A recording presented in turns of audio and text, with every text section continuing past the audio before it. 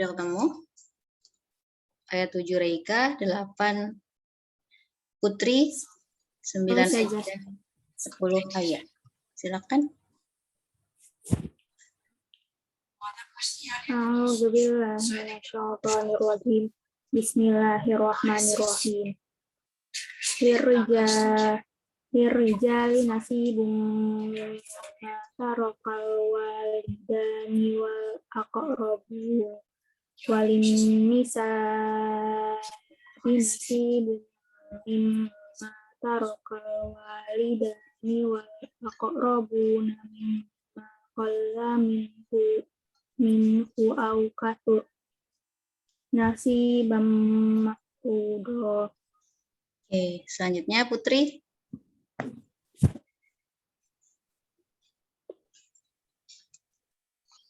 Wa idza hadaral kismata ulul qurba wal yatama qurba wal yatama wal panjang wal yatama wal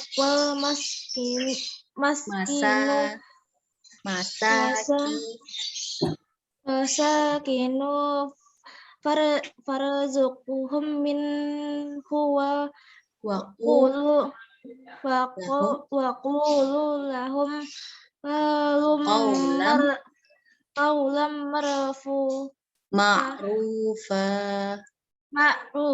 Oke, selanjutnya ayat 9 Ecai. Wa yahsyalladzi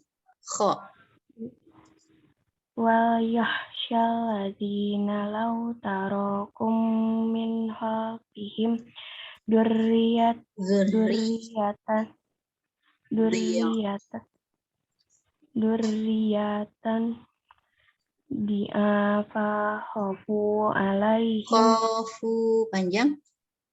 khafu alaihim falyattaqullaha wa yaqulu qawlan sadida. Berikutnya ayat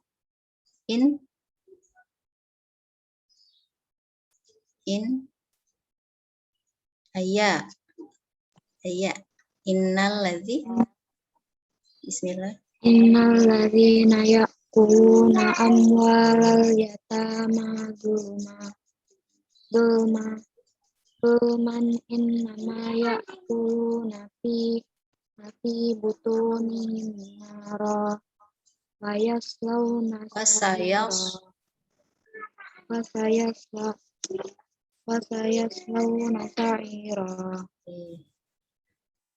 Berikutnya Ica.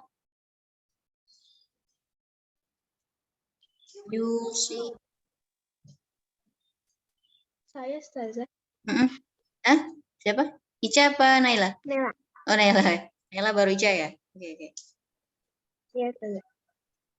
Yusikumullahu fi auladikum lidzakari mislu hadzil unthayayn fa in kunna nisaan fawqa ithnatayni falahunna thulutha ma tarak wa in kanat wahidatan falaha nisfu wa li abawayhi likulli wahidin minhuma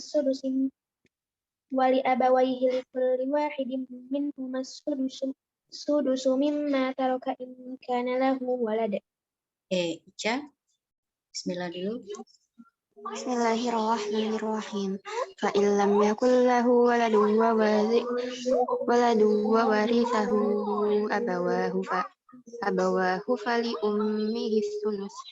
Fa in kana lahu ikhwatun fali ummihi sudusu min ba'di wasiyyatin yusi biha audain aba'ukum wa abna'ukum la tadruna ayyuhum aqrabu lakum naf'a fariidatan minallah innallaha kana aliman hakima. Shadaqallahul azim. Imun bacakan ayatnya sampai bacakan artinya sampai ayat 10. Baca artinya sampai ayat 10. ayat 11-nya Reika. Bagi laki-laki ada hak bagian dari harta peninggalan kedua orang tua dan kerabatnya. Dan bagi perempuan ada hak bagian pula dari harta peninggalan kedua orang tua dan kerabatnya, baik sedikit atau banyak menurut bagian yang telah ditetapkan. Dan apabila sewaktu pembagian itu hadir beberapa kerabat anak-anak yatim dan orang-orang miskin, maka berilah mereka dari harta itu sekadarnya, dan ucapkanlah kepada mereka perkataan yang baik. Dan hendaklah takut kepada Allah orang-orang yang sekiranya mereka meninggalkan keturunan yang lemah di belakang mereka, yang mereka khawatir terhadap kesejahteraannya. Oleh sebab itu, hendaklah mereka bertakwa kepada Allah, dan hendaklah mereka berbicara dengan tutur kata yang benar. Sesungguhnya orang-orang yang memakan harta anak yatim secara zalim, sebenarnya mereka itu menelan api dalam perutnya, dan mereka akan masuk ke dalam api yang menyala-nyala atau neraka. Terima kasih, Reika. Allah mensyariatkan mewajibkan kepadamu tentang pembagian warisan untuk anak-anakmu, yaitu bagian seorang anak laki-laki sama dengan bagian 2 orang anak perempuan. Dan jika anak itu semuanya perempuan yang jumlahnya lebih dari 2, maka bagian mereka 2/3 dari harta yang ditinggalkan. Jika dia anak perempuan itu seorang saja, maka dia memperoleh setengah harta yang ditinggalkan. Dan untuk kedua ibu bapak, bagian masing-masing 1/6 dari harta yang ditinggalkan. Jika dia yang meninggal mempunyai anak, jika dia yang meninggal tidak mempunyai anak dan dia diwarisi oleh kedua ibu bapaknya saja, maka ibunya mendapat 1/3. Jika dia yang meninggal mempunyai beberapa saudara, maka ibunya mendapat 1/6. Pembagian-pembagian tersebut di atas setelah dipenuhi wasiat yang dibuatnya dan setelah dibayar utangnya. Tentang orang tuamu dan anak-anakmu, kamu tidak mengetahui siapa di antara mereka yang lebih banyak manfaatnya bagimu. Ini adalah ketetapan Allah. Sungguh Allah Maha Mengetahui, Maha Bijaksana. Astagfirullahaladzim. Terima kasih semuanya yang sudah membaca Al-Quran dan ayatnya. Mudah-mudahan bermanfaat untuk kita semua, terutama menjadi syafaat di akhirat. Baik, silakan Ustazah serahkan kepada MC-nya untuk membuka acara.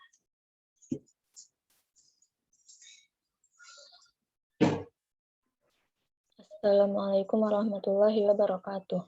Waalaikumsalam warahmatullahi wabarakatuh.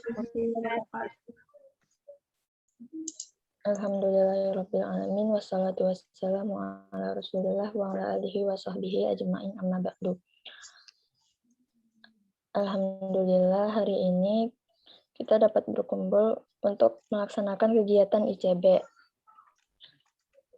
Tadi kita sudah memulai dengan tilawah Al-Quran bersama, kemudian selanjutnya akan ada tausiah dari Hana. Silahkan Hana. Silakan Hana. Hana ada? Ada, Ustazah. Ya. Kameranya dibuka.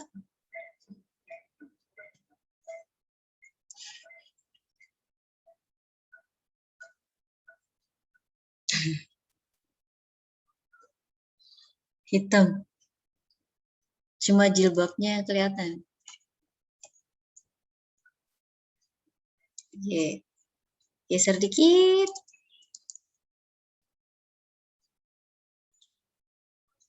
Nah, apa aja bebas, terserah. Mau ayat Al-Quran, mau hadis, apapun itu cerita hari ini, gak apa-apa, bebas.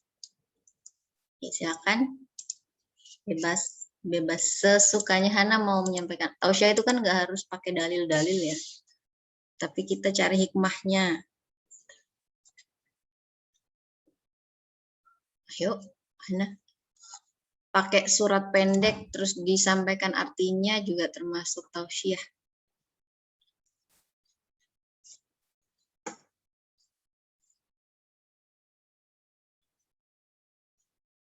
Gimana Hana?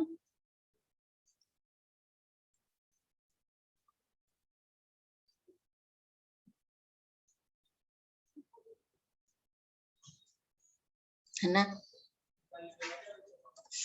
Hana kemana? Ya, silakan.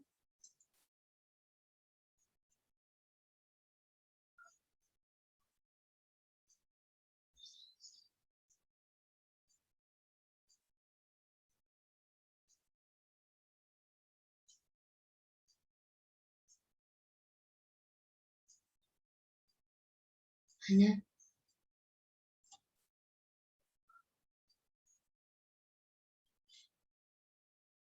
Sudah ketemu? Bebas kok, bebas. Mau cerita, mau pakai hadis boleh, ayat Al-Quran boleh, motivasi, quote-quote juga boleh.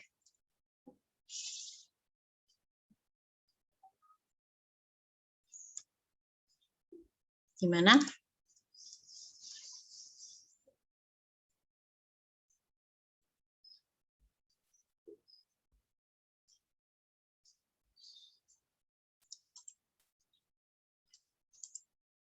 Sudah? Sudah dapat bahannya?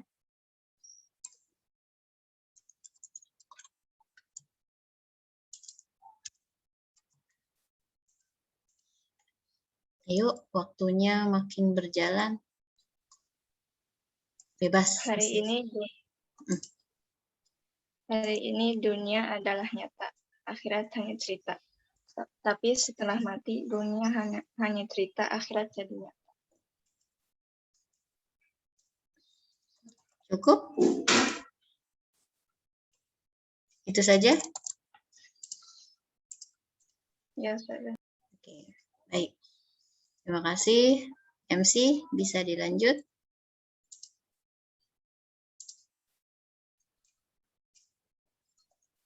Baik, terima kasih Hana. Untuk selanjutnya mungkin Ustazah En ada yang ingin disampaikan, saya kembalikan kepada Ustazah En.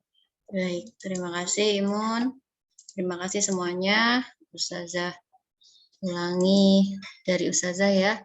Bismillahirrahmanirrahim. Assalamualaikum warahmatullahi wabarakatuh. Waalaikumsalam warahmatullahi wabarakatuh. Rabbi shrah li sadri wa yassir li amri wahlul 'uqdatam min lisani yafqahu qawli. Rabbana atina fid dunya hasanah wa fil akhirati hasanah wa qina azabannar wa qina azabannar. Akhwat kelas 9, hari ini kita ICB lagi setelah pekan kemarin Ustazah kasih tugas ya. Kasih tugas tentang keutamaan Muharram. Ternyata ada 2 orang yang ngumpul, yang lain belum. Oke, sebelum masuk ke apa yang ingin Ustazah sampaikan hari ini, bukan materi sih, hanya mengingat kembali, kita flashback ke apa yang sudah kalian ketahui tentang bulan Muharram. Nah, Ustazah mau kalian chat menuliskan, berani menuliskan, sudah kelas 9 ya, jadi sudah punya banyak referensi. Ini kan tahun baru Islam, tahun barunya agama kita. Apa sih yang menjadi target kalian selama 1 tahun ke depan?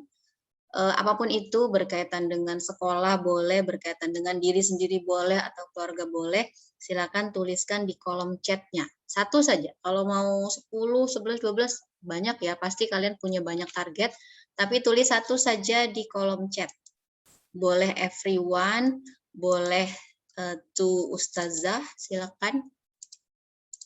Dan kita harap itu jadi doa. Oke, sudah ada 1, 2, 3, 4. Yang lain, ayo. Amin. Ada lagi? 1, 2, oke. 1, 2, 3, 4, 5, 6. Baru 6, kita ada 9, 3 lagi. Atau Ustazahnya juga mau nulis, nggak apa-apa. Ustazah Rizka ada kan ya? Oke, silakan yang lain yang mau nulis. Ada lagi? Putri belum? Kemudian siapa lagi ya? Oke, sambil nunggu Ustazah bacakan, tidak usah sebut nama, Ustazah bacakan saja. Jadiin doa ya, kita aminkan semuanya.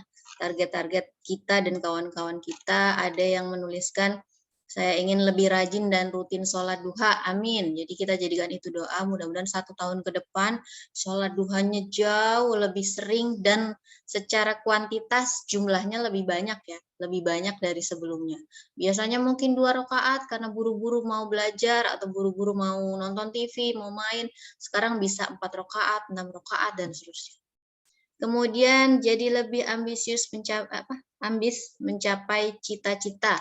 Oke, amin, amin. Kita aminkan semuanya. Mudah-mudahan cita-cita kawan kita tersebut dan juga cita-cita kita semua bisa tercapai.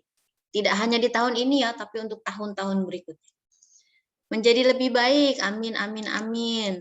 Betul, karena kalau tidak lebih baik, kalau sama dengan tahun kemarin itu rugi.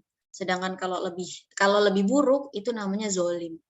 Nah, seorang muslim itu harusnya lebih baik dari tahun sebelumnya. Menjadi orang yang lebih sabar, Masya Allah, betul sekali. Jadi orang sabar, kayaknya kita sudah pernah bahas tentang sabar ya. Di pekan lalu bukan sih? Yang tausiah dari Naila ya. Jadi keutamaan orang sabar itu banyak banget, maka ada salah satu teman kita yang pengen menjadi lebih sabar. Kita aminkan, mudah-mudahan tercapai dan tidak hanya untuk teman kita tersebut, tapi juga untuk diri kita. Kenapa? Karena ternyata sabar itu adalah salah satu yang diperintahkan oleh Allah untuk menjadi penolong kita. Jadikan sabar dan sholat sebagai penolongmu. Kemudian ada yang mau nguatin iman dalam hati. Nah, ini penting banget. Tadi pagi Ustazah baca tausiah di Instagram gitu, ngecek di Instagram ternyata ada tausiah lewat di beranda gitu. Keimanan, ketauhidan itu pondasi kita. Kalau itu sudah nggak ada lagi, maka sholat kita, puasa kita, semuanya itu nggak ada gunanya. Karena bukan buat Allah sholatnya. Bisa jadi buat manusia, bisa jadi buat ibu, buat orang lewat kita sholat, dan seterusnya. Jadi kalau imannya sudah kuat di hati, insya Allah semua aktivitas kita, pahalanya dihitung oleh Allah. Lulus sampai selesai 10 juz, Masya Allah. Kita doakan bahkan lebih dari 10 ya. Kan nggak ada yang tahu ya, hitungan Allah dengan manusia itu beda banget. Misalnya kita menargetkan tahun ini 1 juz misalnya ya, tapi ternyata Allah mengizinkan kita untuk 3 juz, kan itu anugerah banget. Jadi targetnya 10 juz, tapi kita semua di sini doakan bisa lebih dari 10 juz. Ingin berubah menjadi lebih baik dan ingin bermanfaat, Masya Allah kita aminkan, karena sebaik-baik manusia adalah yang bermanfaat. Apa sih itu dalilnya? Khairukum anfa'uhum linas ya, kalau nggak salah ya. Ya, yang menulis mohon koreksi Ustazah ya. Mudah-mudahan tidak salah, mudah-mudahan betul. Jadi kita doakan teman kita tersebut dan juga diri kita semua supaya bisa lebih bermanfaat lagi. Saya ingin lebih rajin mengerjakan tugas, Masya Allah. Itu untuk kita semua juga. Untuk kita semua supaya apa? Supaya nanti kita mendapatkan hasil yang terbaik. Karena hasil itu tidak akan membohongi proses. Kalau kita sudah bekerja, belajar dengan baik, insya Allah hasilnya juga sepadan. Gitu. Bahkan bisa lebih baik lagi. Bisa berkumpul lagi di sekolah dan bisa belajar lagi di sekolah, Masya Allah. Ini keinginan kita semua ya. Ustazah juga berpikir dan merasakan yang sama dengan kawan kita ini. Pengen banget bisa ada keramaian lagi di sekolah. Sekarang kalau ke aula lewat halaman itu rasanya sepi. Karena memang nggak ada muridnya gitu. Soalnya di aula paling berjamaah dengan ustadz, ustazah, tidak ada murid-muridnya itu rasanya hampa gitu, kosong. Jadi kita terus berdoa supaya COVID segera pergi, COVID dan saudara-saudaranya ya nak ya. Karena sekarang variannya katanya sudah banyak lagi, jadi kita doakan semua keluarga besar COVID itu musnah, tidak ada lagi di muka bumi, supaya kita bisa berkumpul lagi. Oke, terima kasih semuanya ya, ini jadi doa, mudah-mudahan diijabah oleh Allah. Oke, Ustazah mau share screen, nunjukin ada yang... Ada yang bersuara? Gak ada? Oke. Ustazah mau share ini, mau nunjukin postingan atau kiriman teman kalian. Sudah terlihat belum? Jadi ada 2 yang ngumpul di GCR. Tugasnya adalah menuliskan keutamaan bulan Muharram, dan amalan apa saja sih yang disunahkan oleh Allah, oleh Rasulullah selama bulan Muharram. Ini ada postingan pertama dari teman kita Hana. Jadi dia menuliskan keutamaan bulan Muharram, salah satu bulan yang suci dan istimewa. Kemudian ternyata di bulan Muharram itu ada banyak diskon pahala gede-gedean nih dari Allah. Kenapa? Karena yaitu salah satu bulan yang suci itu semua aktivitas dinilai ibadah. Yang sudah bernilai ibadah pahalanya dilipat gandakan. Tuh ya, Masya Allah, Allah itu luar biasa baiknya ke kita semua. Kita duduk saja itu berpahala kalau niatnya ibadah, duduknya untuk ibadah. Kalau duduk sekedar kongko-kongko bukan untuk ibadah, ya Allah alam apakah dihitung atau tidak pahalanya. Tapi ketika kita duduk atau berdiri diniatkan untuk beribadah, maka insya Allah itu sudah berpahala. Kemudian amalan sunnah apa yang dituliskan Hana? Ada bersedekah dan puasa sunnah.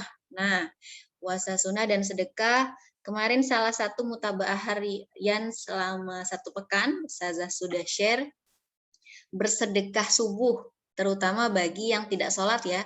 Kalau yang sholat kan sholat sunnah sebelum subuh, tapi kalau yang sedang tidak sholat, menggantinya dengan sedekah subuh. Ini postingan dari Hana. Sekarang ke postingan berikutnya. Nah, ini dari Imun. Keutamaannya termasuk 4 bulan haram. Nah, ini nanti Ustazah tanya nih, apa ya maksudnya? Disebut Syahrullah, bukan nama orang ya. Syahru itu bulan, bulannya Allah. Kemudian bulan paling mulia setelah Ramadan. Nah, jadi 4 bulan haram itu ada salah yang paling utama adalah Ramadan dan 3 bulan lain. Nanti kita bahas. Kemudian terdapat hari spesial yaitu 10 Muharram. Di 10 Muharram itu ada salah satu peristiwa besar, sudah dituliskan Imun di sini, bahwa Allah menyelamatkan Nabi Musa dari siapa? Dari kejaran Firaun. Kemudian amalan sunnahnya apa? Puasa. Nah, kemarin diberikan jarkoman ya sama sekolah, berpuasa hari Tasua dan Asyura. Kemudian memperbanyak amal solih. Nah, tadi sudah saya sampaikan bahwa selama bulan Ramadan, selama bulan Muharram itu Allah juga memberikan diskon gede-gedean. Bukan dipotong ya pahalanya, tapi diberikan di apa ya bahasa Jawanya tuh dijor-jorin gitu. Pahala mau berapa dikasih sama Allah. Selama memang kita berniat melakukan ibadah dan kebaikan. Misalnya saya berniat untuk sedekah, pahalanya yang biasanya 10 dilipat gandakan. Jadi 20, 30, 100 dan seterusnya. Oke, Ustazah mau tanya ke siapa ya? Ke Ica. Termasuk 4 bulan haram. Bulan haram itu artinya suci, atau dilarang. Dalam arti dilarang apa? Dilarang melakukan maksiat, dilarang berperang. Maka di bulan-bulan haram ini Rasulullah pada zaman Rasul dulu, pada zaman kenabian tidak melakukan perang karena memang dilarang. Nah, Ustazah mau tanya ke siapa tadi? Ica ya. Sebutkan 4 bulan haram yang dimaksud. Coba. 1, bulan apa? Bulan haram, bulan suci, bulan yang sangat suci. 1 apa? Bulan Zulhijjah, Oke. bulan Muharram, bulan Rajab, bulan Zulhijjah. Oke, terima kasih Ica. Ustazah tanya ke yang lainnya. Naila Tazkiyah, 4 bulan haram apa saja sih? Jawabannya apakah? Hah? Gak dengar. Bulan Muharram, Zulhijjah, Rajab,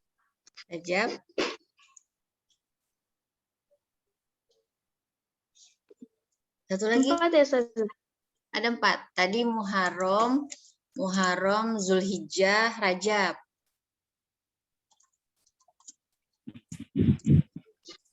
Zulqa'dah. Coba Ustazah kasih bocoran.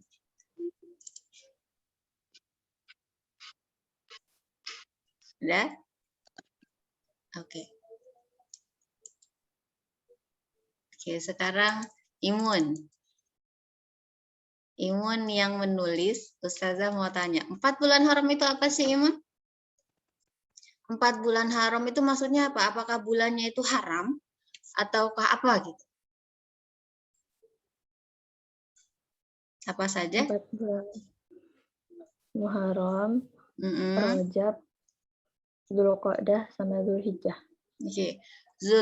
Zulqa'dah, serupa ya nyebutnya, Ustazah kurang paham Zulqa'dah atau Zulqa'dah. Jadi 4 bulan haram itu 4 bulan haram itu adalah Zulhijjah. Zulhijjah itu bulan ke-12 ya. Bulan haji. Kemudian Muharram itu bulan pertama. Rajab itu 2 bulan sebelum Ramadan. Fi Rajaba wa Sya'bana wa balikna Ramadana. Jadi Rajab, Sya'ban, baru Ramadan. Nah, Ramadan itu bulan ke-8 ya? 8 apa 9 sih? Jadi Muharram, kemudian Zulhijjah, kemudian Rajab sama Zulqa'dah. Nah, kenapa bulan Muharram itu diistimewakan? Ustazah mau tanya. Contohnya, masih ingat tadi sudah disebutkan oleh Hana dan Imun di flyernya, di postingannya. Ustazah mau tanya ke Reika. Salah satu aja. Kenapa sih kok kayaknya diutamakan banget? Tadi sudah ditulis sama Imun dan Hana. Dapat diskon pahala gede-gedean saja. Nah, iya betul. Karena termasuk ke dalam bulan haram, maka Allah menurunkan pahala itu banyak sekali.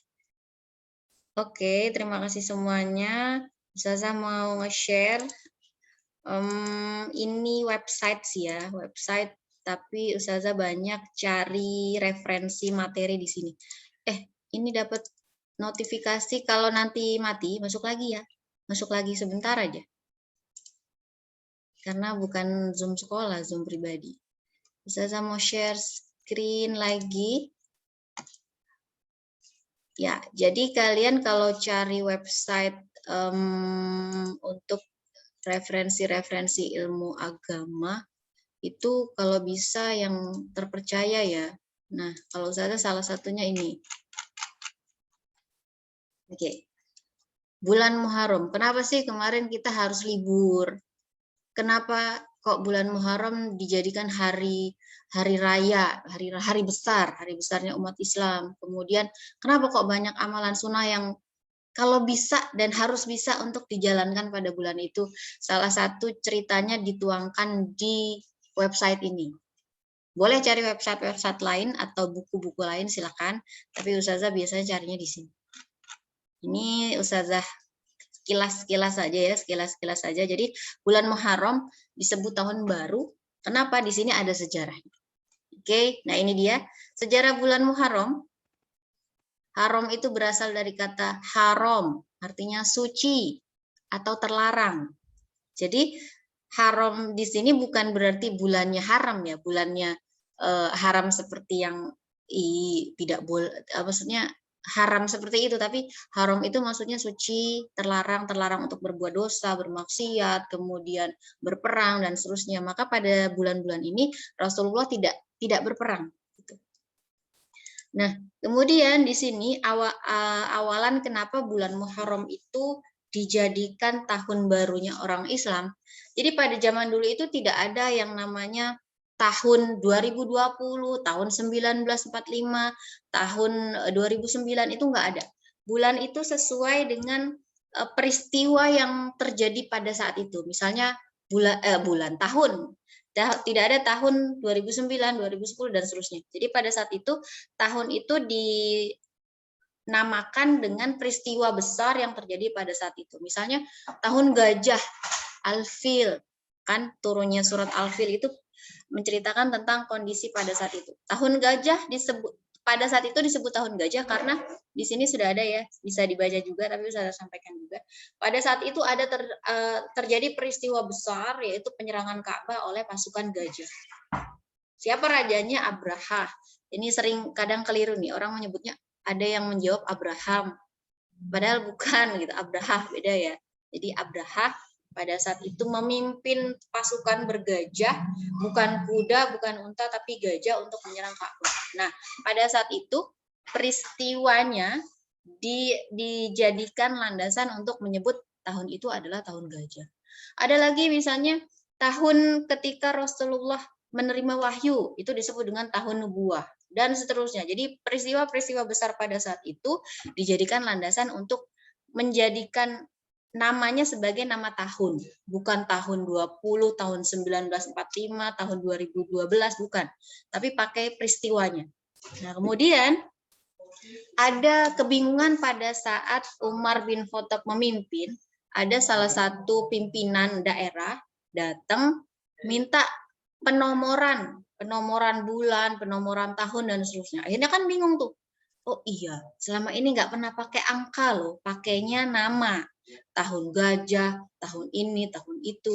Akhirnya Umar bin Khattab rembukan sama bawahan-bawahannya, sama rekan kerjanya di kehalifahan pada saat itu. Akhirnya diputuskan seperti ini. Bisa dibaca di sini.